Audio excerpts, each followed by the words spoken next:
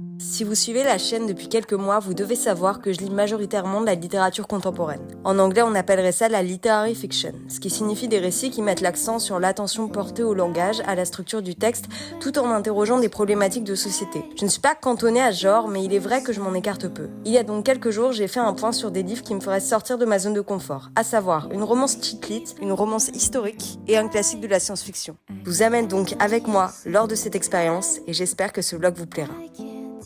Je me suis dit que j'allais commencer un livre audio qui se détache totalement de mes goûts. Et grâce à NetGalley, j'ai l'opportunité de lire Love on the Brain de Ali Hazelwood. C'est donc ce dans quoi je vais me lancer, et j'ai déjà une idée des autres livres que je lirai dans cette vidéo, mais ça je vous en parlerai plus tard. On se retrouve finalement le dimanche suivant. Je n'ai commencé le livre audio que ce matin, mais je me suis rendu compte que je vous avais pas fait de résumé. Dans ce livre, on va suivre Bee, qui est une jeune femme qui vient de terminer ses études à l'université dans le domaine des sciences. Il me semble qu'elle est ingénieure et elle avait un rival à l'université qui s'appelait Levi. Ça fait 6 ans qu'elle l'a pas vu et elle est promue pour intégrer un programme de la NASA. Au sein de ce programme de la NASA, elle va retrouver Levi qui va devoir être son collègue. Et pour l'instant, je n'ai écouté que 18%, alors je n'ai vu que cela, mais il y a des descriptions très caricaturales qui sont propres à Ali Hazelwood vraisemblablement. Je vous ai pas expliqué auparavant ce pourquoi j'avais mes réticences par rapport à Ali Hazelwood. Bon, déjà c'est de la romance, ce qui en soi n'est pas un problème, c'est juste que c'est pas du tout mon genre de prédilection, mais passons. J'ai mis un veto sur Ali Hazelwood. Pourquoi ? Non pas parce que je trouve que c'est une autrice dite problématique comme la plupart des gens pourraient le dire, mais parce que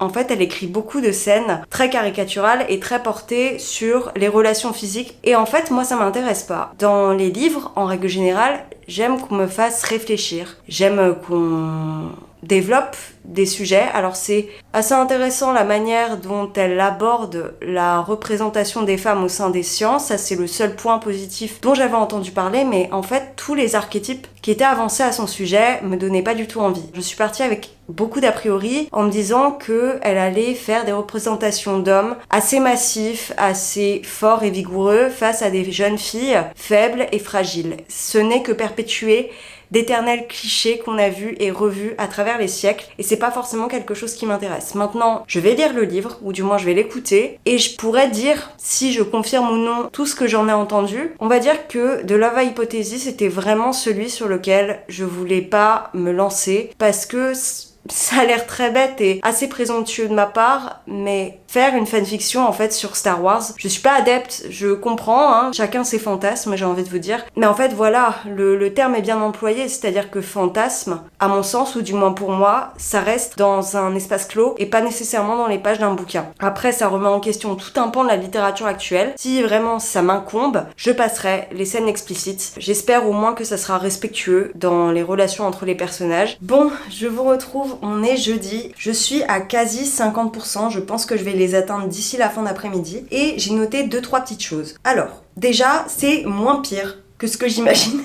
Je crois que je me laissais emporter par mes a priori. Pour l'instant, on arrive aux 50%. Il y a eu des choses très archétypales au niveau de la représentation des hommes et des femmes, mais c'est pas tant tourné sur les relations physiques, ou du moins ça l'est pas encore. Pour l'instant, il se cherche un petit peu. Le truc que je comprends pas trop, c'est qu'elle a la sensation que ce love interest est censé la détester, ou du moins la considère comme sa pire ennemie, mais on ne sait pas pourquoi. Et lui n'a de cesse de lui dire que ce n'est pas le cas, et en fait c'est un espèce d'enemy to lovers qui ne fait pas sens. Autant mettre une romance, genre on se retrouve après des années, on était amis, ou quelque chose comme ça. En fait, je trouve qu'il y a des choses qui semblent peu construites, voire illogiques. Si ça se trouve, c'est des éléments que je comprends pas parce que j'ai loupé quelques coches en étant distraite. Bon, c'est pas déplaisant au possible, mais c'est pas très bien écrit, quoi. Et puis, y a un truc, moi je suis végétarienne. La protagoniste est végane. Et je trouve que à la fois il y a des représentations et à la fois c'est très caricatural. Je saurais pas comment dire. En fait, c'est vraiment rentrer dans le cliché et s'y noyer. Et c'est vraiment la sensation que j'ai ici. Maintenant, il y a un autre truc. Là, c'était pour ma première session d'écoute. En fait, c'est pas parce que ça se passe dans une sphère typiquement masculine qu'elle est obligée de répéter toutes les 3 lignes ou toutes les 3 secondes Phallusland. On a compris que c'était un nombre d'hommes, on a compris que tu étais l'une des seules femmes. Bon, on verra où ça mène. C'est déjà moins déplaisant que ce que je n'attendais, c'est-à-dire que je pensais qu'on allait être au même niveau qu'Helena Armas. On est un petit cran au-dessus quand même. Le petit plus, si on a d'autres. Ah oui, ce que j'aime bien, c'est le fait que il y a la place des réseaux sociaux, c'est-à-dire que elle tient un compte qui s'appelle Que ferait Marie, en référence à Marie Curie. À mon avis, elle va tomber sur quelqu'un qui s'avère être en fait Lévy. Quoi qu'il en soit, je vous tiendrai au courant. Ce qui m'a un petit peu déplu aussi, c'est que justement Marie Curie est une figure récurrente et qu'elle a sa porte d'entrée dans le roman de cette manière et que je trouve que c'est pas très subtil. Quoi qu'il en soit, je vais vous laisser et on se retrouve dans le plan suivant. Je vous retrouve avec ma tête malade, je reviens de chez mes parents, nous sommes lundi, je suis à 70%. Au début, c'est-à-dire les 70 premiers pourcents, je trouvais ça un peu bête, un peu silly et pas prise de tête du tout,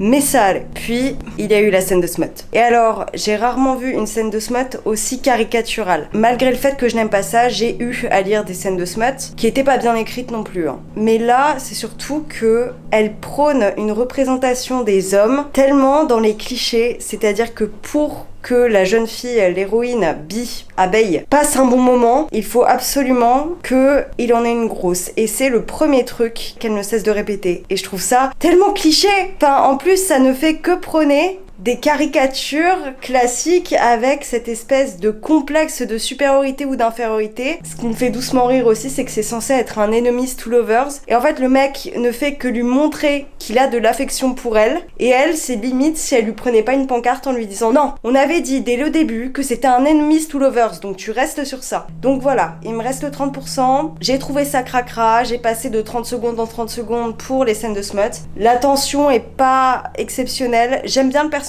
masculin, mais elle, pour le coup, elle ne fait que me saouler jusqu'alors. Je vous tiendrai informé quand j'aurai terminé, et puis je vous montrerai les autres livres que j'ai ramenés avec moi.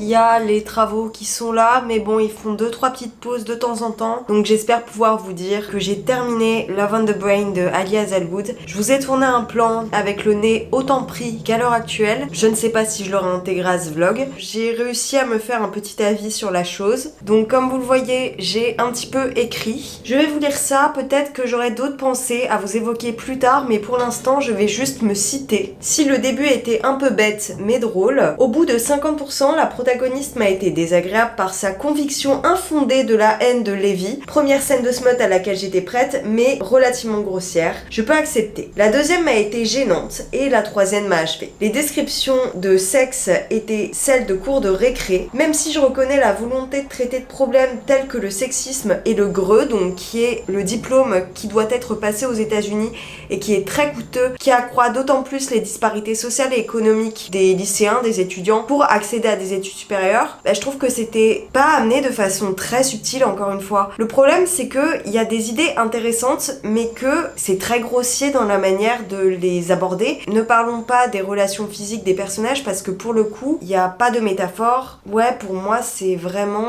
brut mais pas dans le bon sens du terme. Je sais que l'accord tacite dans une romance, c'est d'avoir des relations amoureuses, c'est certain, mais surtout des relations sexuelles depuis quelque temps. Pour moi, une romance, ça a pas besoin d'en avoir, mais vraisemblablement c'est ce qui se vend sur le marché. Je vais pas refaire toute ma diatribe du début du vlog. Je m'y attendais, mais voilà, au bout de 70%, en fait, il y en a eu 3 d'un coup. C'était des tech paf les trucs. Donc voilà, encore une fois, elle aborde des sujets qui sont intéressants, mais pas de la bonne manière, de façon très grossière. Pareil pour les scènes de sexe, comme je viens de le dire. Et au bout de 70%, il y a tout qui a été rushé. On a eu les 3 scènes de sexe. Ensuite, il y a eu une sorte d'élucubration et d'affaires, de retournement de situation. Donc je pense que c'est considéré comme la crise des 80% à ce niveau-là. Ça n'a servi à rien. Franchement, ça venait de nulle part. Donc, on va donner les points positifs. Très divertissant sur la longueur. J'ai bien aimé le personnage masculin. J'ai trouvé que le sexe, à défaut d'être totalement cringe, était quand même très respectueux entre les deux. Et que c'était mignon comme rom-com, mais que j'avais pas besoin d'avoir des scènes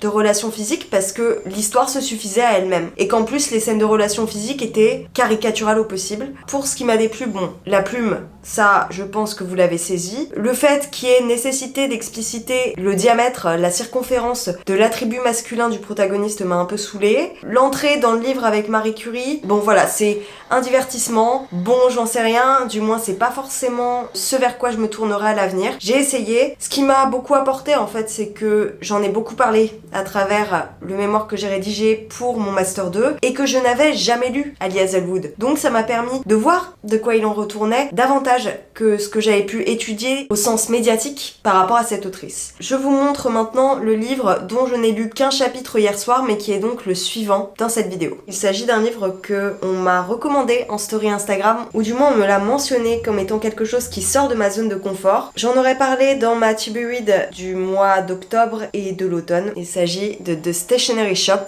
de Marjane Kamali. Ce qui est marrant, c'est que la personne, je crois, ne se doutait pas que je l'avais dans mes bibliothèques et je l'ai acheté il y a peu, 2 mois peut-être, à Reread, et que j'ai quand même très hâte de me lancer dedans parce que ça va aussi beaucoup parler de politique à Téhéran dans les années 50, puisque là on est sur une temporalité alternée entre les années 50 et 2013. On suit la personnage principale qui s'appelle Roya dans le premier chapitre. Elle retrouve son premier amour qui s'appelle Bahman Aslan alors qu'elle est mariée avec un homme qui est états-unien qui s'appelle Walter. Elle se rend dans un institut pour rendre visite à cet homme dont elle n'avait plus entendu parler depuis plus d'une 60aine d'années. Elle lui était promise, je pense, ou du moins ils avaient prévu de se marier et ça ne s'est pas fait. J'ai commencé le livre hier. Là pour le coup, il y a une subtilité, il y a une poésie, il y a une mélodicité dans les phrases. Je reviendrai pour vous en parler quand j'aurai un peu avancé parce qu'avec un chapitre, on va pas aller très loin. Je vous retrouve, on est le samedi. J'ai bien avancé dans The Stationery Shop de Marjane Kamali. Je suis à quasi 100 pages, chapitre 11. Qu'est-ce que je peux vous en dire? Il y a quelque chose d'assez étonnant dans ce livre qui est que ça va étrangement vite et étrangement lentement. Dans le premier chapitre, on est en 2013 où la protagoniste qui s'appelle Roya rend visite à son premier amour. Ce dernier est malade, elle vient le voir comme si c'était sur son lit de mort. Dès le chapitre suivant, on se retrouve en 1953 où on retrace leur histoire d'amour. Ils ont tous deux 17 ans à l'époque. Ils se rencontrent donc dans cette susdite librairie où Roya passe ses journées et où Bahman vient. Et Roya est de basse extraction, contrairement à Bahman qui est issu d'une famille plutôt aisée. La mère de Bahman est très autoritaire et souhaite que son garçon trouve un bon parti. Il se trouve que Roya ne fait pas partie de cette équation. Et en 3 chapitres, ils se rencontrent, ils s'aiment, ils se fiancent et il y a la fête de fiançailles. En fait, ça semble vraiment très précipité. Et d'un autre côté, le rythme de l'écriture fait que c'est relativement lent. Ce que j'aime, c'est qu'il y a un aspect politique derrière, puisque aussi toutes les questions politiques entre les parents de Roya et les parents de Bahman, qui sont soit pro-gouvernement, soit anti-gouvernement. Et donc du coup, ça va prendre une place dans cette histoire d'amour. Je pense que c'est aussi ce qui va les séparer, au-delà de la question des classes. J'aime bien l'écriture, mais encore une fois, c'est très slow. Le truc, c'est que j'étais très intéressée par la partie de l'histoire qui se passe actuellement, ou du moins en 2013, et que, de ce que j'ai feuilleté, elle ne revient qu'à partir de la 3e partie, sachant que je n'ai pas terminé la première. Là, de ce que je crois voir, des derniers chapitres que j'ai lus et de ceux que je vais entamer, c'est Roya dans sa condition de femme qui est exempte de toute éducation. On verra ce que ça donne. Je vous retrouve pour vous dire que j'ai quand même bien avancé dans The Stationery Shop. Donc comme je vous le disais dans le premier chapitre, on est en 2013. Par la suite, on est dans les années 50 où ils se sont rencontrés. Puis nous allons, lors d'un chapitre de la 2e partie, aller sur l'histoire du libraire qui les aide à vivre leur amour pendant un temps. Il y a un aspect épistolaire dans ce livre qui m'a quand même beaucoup plu. Une intrigue politique qui, là encore, m'a beaucoup plu. On sent en fait toute la pression de l'exigence qui est faite par la pensée de la famille. Les prises de position politiques, les fondements idéologiques de nos aînés nous forgent aussi. Et nous demandent, surtout dans cette culture-ci, d'être impeccable par rapport à ce qui nous a été demandé. Les enfants ont reçu une éducation qu'ils se doivent de respecter et d'honorer. Et c'est vraiment comme ça que le retranscrit le personnage de Bahman. Roya est encore une jeune fille qui ne sait pas trop où se positionner puisqu'elle a envie de prendre ses propres décisions, elle ne comprend pas pourquoi elle n'a pas les mêmes possibilités que d'autres filles de son âge, de meilleures conditions. C'est toujours aussi poétique, encore une fois relativement lent, mais je l'apprécie davantage. Il y a une prise dans le temps, qui fait qu'on n'a pas envie d'y retourner constamment. Bon, j'ai commencé un autre livre aussi qui m'a un petit peu capturé tout l'esprit, donc c'est aussi pour ça que je l'ai pas trop avancé depuis la dernière fois où je vous ai parlé. Je trouve que c'est délectable, mais que il est plaisant de le picorer plutôt que de le lire d'une traite. Je viens donc d'arriver à la 3e partie où elle s'en va, finalement, faire des études avec sa sœur dans un autre pays, et on va comprendre quelle trajectoire elle a eu dans sa vie. Je pense que c'est la partie qui va le plus me plaire, parce que, étonnamment, le premier chapitre m'a davantage captivé stylés que les suivants qui étaient dans une période antérieure. Je sais pas forcément pourquoi, je pense que c'est ce regard a posteriori qui m'a intéressée. Sur cette même thématique, je suis allée voir un film dont il faut que je vous parle. Lundi, je suis donc allée voir Les Graines du Figuier Sauvage, qui se passe là encore à Téhéran, mais de nos jours. Ce film, c'est un film indépendant, donc je pense que c'est très important que de le mettre en avant, surtout pour le sujet qu'il traite. Je vais vous lire le résumé, parce que j'ai peur de m'embrouiller sinon. Iman vient d'être promu juge d'instruction au tribunal révolutionnaire de Téhéran quand un immense mouvement de protestation populaire commence à secouer le pays. Dépassé par l'ampleur des événements, il se confronte à l'absurdité d'un système et à ses injustices, mais décide de s'y confronter. À la maison, ses deux filles, Rezwan et Sana, étudiantes, soutiennent le mouvement avec virulence tandis que sa femme, Najmeh, tente de ménager les deux camps. La paranoïa envahit Iman lorsque son arme de service disparaît mystérieusement. Ce film, il va revenir sur le soulèvement qu'il y a eu après la mort de Mahsa Amini. Et que ça soit pour les enjeux qu'il traite, pour la manière dont il est présente et l'aspect très retentissant qu'il prend au regard de la condition des femmes afghanes, je peux que vous encourager à aller le voir, à le mettre en avant. Parce que j'ai l'impression que les médias l'ont pas énormément fait, ou du moins moi je l'ai vu que dans des sphères très fermées en fait. On a l'impression qu'Internet est une grande bulle et que ce que l'on voit, tout le monde le voit, mais ce n'est pas le cas. Donc si vous l'avez vu, si vous le voyez, d'ici quelques temps, je vous encourage à le mettre en avant, à le valoriser, à dire qu'il faut aller le voir, que c'est politique, ça a une énorme importance pour se rendre compte en fait de la pression qu'il y a sur les femmes de ce pays et à quel point le politique peut entrer dans l'intime. De toute façon, l'intime est politique, mais là d'autant plus. C'est une question de bien social que d'aller voir ce film. Essayez de le voir. Essayez de le voir parce que de notre place de privilégié occidental, on se rend pas forcément compte de ce qui est en train d'arriver dans des pays d'Iran. Bref, allez en salle, parlez-en, et on se retrouve tout à l'heure pour The Stationery Shop et le livre suivant.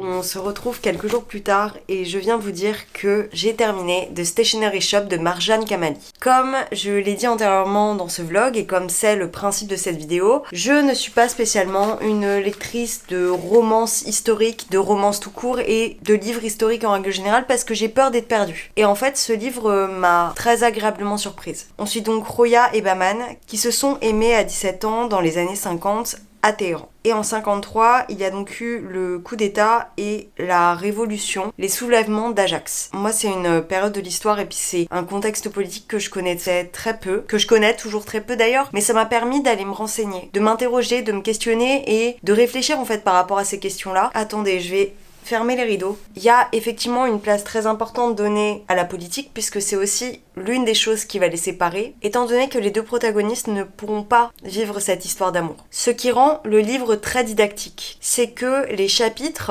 sont parsemés de lettres et que il y a donc les époques à laquelle ça se passe, puisqu'on est à la fois dans notre temps actuel, en 2013, un petit peu plus de 10 ans quand même, mais en tout cas dans l'époque contemporaine, et dans les années 50, on va revenir aussi au début du XXe siècle, puisque il va y avoir en fait des parcours de vie qui vont être enchâssés les uns dans les autres. Les parcours des deux amoureux, leur vie après s'être rencontrés, après s'être connus, après s'être aimés, les parcours de leur famille. C'est quelque chose qui m'a beaucoup plu parce que on va traiter de l'amour sous temps de guerre, sous la tension politique. On va aussi parler de la différence culturelle qu'il y a entre les États-Unis et l'Iran. Je trouve que c'est un livre dans lequel on n'a pas envie de rusher. Moi, j'ai pris du temps à lire, mais parce que je sentais qu'il fallait que je lise de cette manière. Tout le long de ma lecture, je savais pas où on allait et ça a réussi à me satisfaire. Plus que je ne l'aurais pensé d'ailleurs. En fait, c'est le fait que tout s'imbrique à la fin. Dans le premier chapitre, on voit donc cette femme qui retrouve son amour d'adolescence et il y a une boucle avec l'épilogue et surtout le chapitre de fin. J'en dis pas plus, mais ouais, je trouve que c'est un bel hommage à la culture iranienne, comme je l'ai vu à l'arrière du livre, puisque dans les livres anglais, il y a ceci. Je crois que c'est aussi le cas dans certains livres français, mais pas tous. Marjane Kamali, elle a des parents iraniens. Elle a passé son enfance au Kenya, en Allemagne, en Turquie, en Iran et aux États-Unis. Et donc, elle a fait ses études à Berkeley. Elle raconte aussi une part de sa généalogie, et ça, c'est quelque chose qui m'a beaucoup intéressée.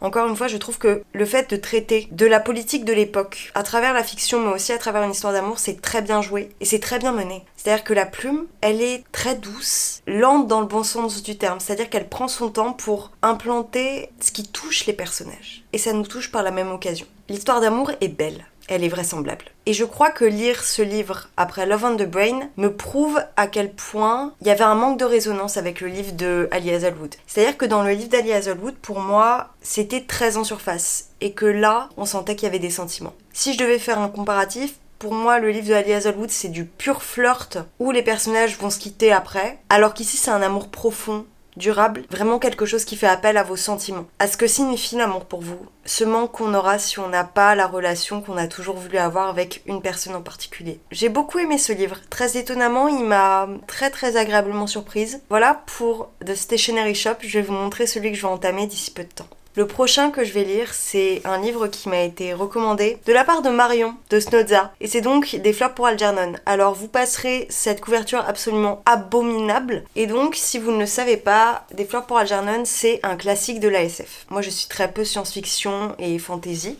Et donc, dans ce livre, on va suivre Algernon qui est une souris de laboratoire. Il va y avoir donc des tests sur elle. Et par la suite, il y aura un autre personnage qui va suivre le même traitement que lui. Il me semble que le personnage s'appelle Charlie. Et il est très simple d'esprit. Ces tests vont le rendre éminemment intelligent. Et toute la question de ce livre, ça va être de se demander si le fait d'avoir la connaissance, d'avoir le savoir, d'avoir la conscience ne va pas le rendre plus malheureux. Et c'est un classique de la SF que j'ai très envie de découvrir, qui me fait vraiment rentrer en terre inconnue, mais je sais qu'il a fait pleurer beaucoup de personnes. Il a fait pleurer Marion d'ailleurs. Je suis curieuse de voir ce que ça va donner. En tout cas, j'ai très hâte de le débuter et je vous en reparle quand c'est le cas.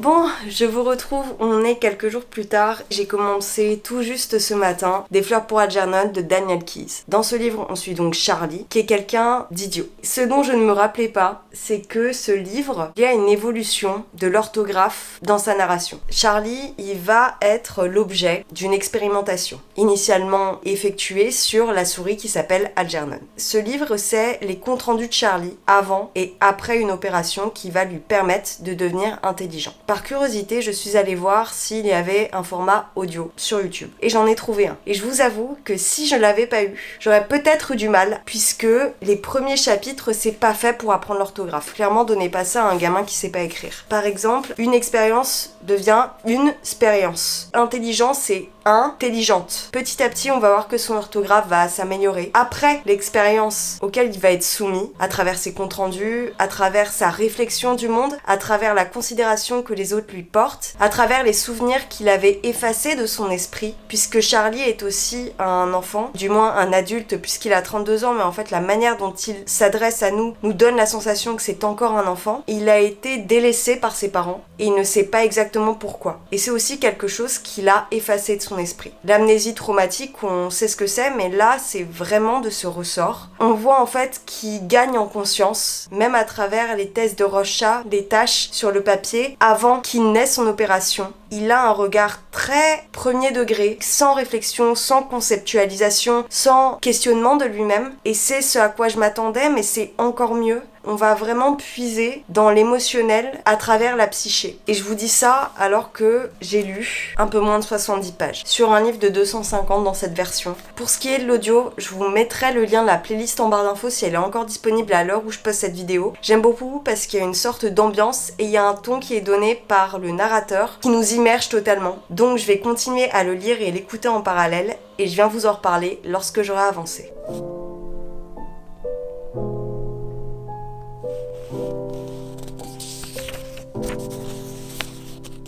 Je vous retrouve, nous ne sommes pas dans le même lieu et j'ai également quelques petits updates. J'ai donc avancé très rapidement dans Des fleurs pour Algernon et je l'ai terminé. Si je vous disais que ça me plaisait déjà dès le début, que j'étais assez séduite, voire captivée par la plume, eh bien ça n'a fait qu'aller de plus en plus haut et de plus en plus fort. Charlie, on va le suivre à partir du moment où il est idiot jusqu'à devenir extrêmement intelligent, au-dessus de la moyenne. Et on va aussi assister à sa déchéance. Ce livre, il m'a touchée à un point où je pensais pas l'être. Il a fait appel à beaucoup de choses très personnelles que je vous évoquerai pas en vidéo. Mais en fait, ça montre à quel point la vie est vulnérable, à quel point les traumas nous forgent, à quel point Ils impactent notre développement, notre manière de concevoir le monde, la manière de se considérer aussi. C'est un livre qui, à beau être vieux, n'a pas perdu une ride. C'est un message universel qui donne, et pas de ceux qui ont une image très candide, à l'alchimiste de Paulo Coelho. C'est une véritable morale sur la condition humaine, sur les relations humaines, sur le regard de la société envers les individus. C'est un 5 étoiles. C'est le 5 étoiles de cette vidéo. Je pensais pas en avoir, je savais qu'il allait me plaire, mais pas à ce point. Merci Marion